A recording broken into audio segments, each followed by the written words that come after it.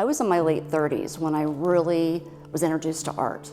Once I got hooked in art, it has overtaken my life. And I collect art. I started collecting all over the board, very eclectic. In the last 10, 12 years, I have focused on art by women and artists of color.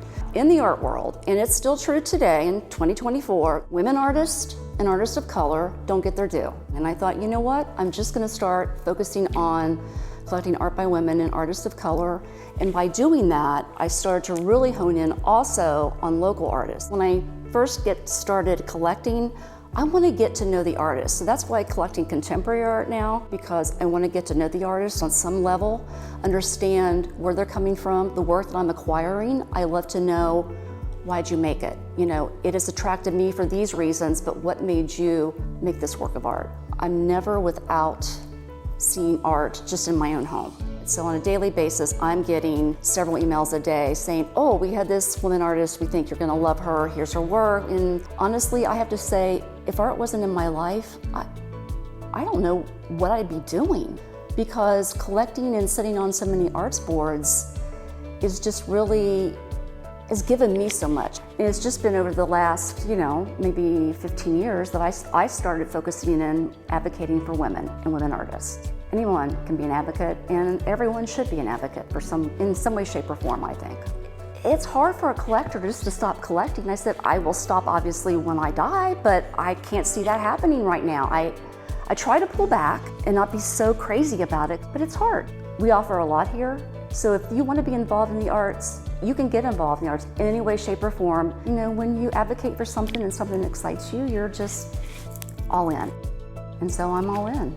Particularly here in Cincinnati, has been around the idea of how art brings people together. We're one of those places where when you come here, you realize quickly that art is a huge part of the city, right? So from, Music Hall to Washington Park and the things that happens there, to the murals. I mean, you cannot notice the idea that art is part of the culture here in Cincinnati.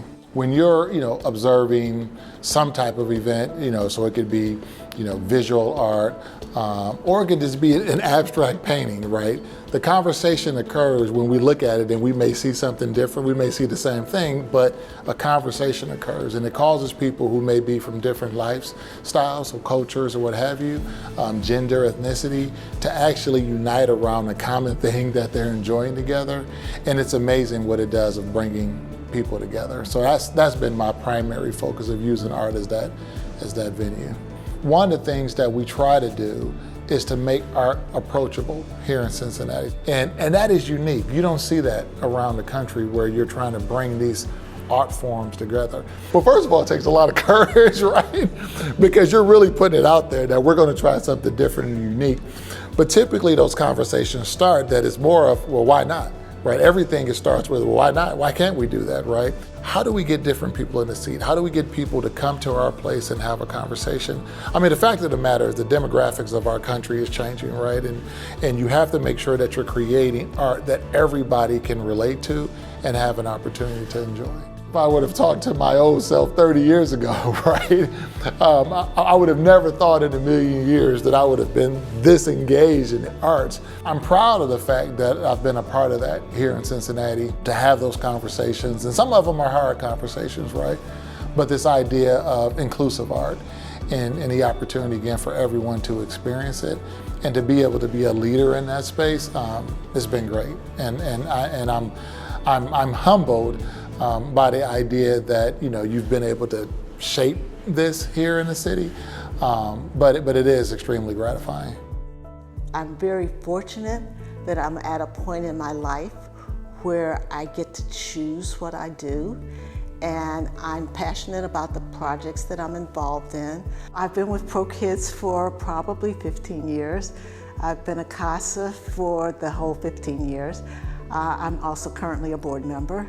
And as a CASA, I work with kids who are part of the court system who have custody issues. I had one child who was very interested in dance. And so we found her a dance program that she could go to, and that was a real stress release for her. So I do try to meet them where they are and frequently that involves some form of art. So I'm on the board at the Taft Museum, but also I became very involved with the Duncanson program. And one of the things that I appreciated was the fact that Duncanson was the first African American artist that we know of who was able to make a living as an artist. The program has been in existence for almost 40 years and has had artists in residence for over half of their 40 years. It really is a very valuable tool for African American artists. And so I've been really working hard to maintain that and to maintain the relationship between the Duncanson program and the Taft Museum. I certainly hope that I've made a contribution, not just to the arts, but to the community in general as a volunteer. That's my whole goal.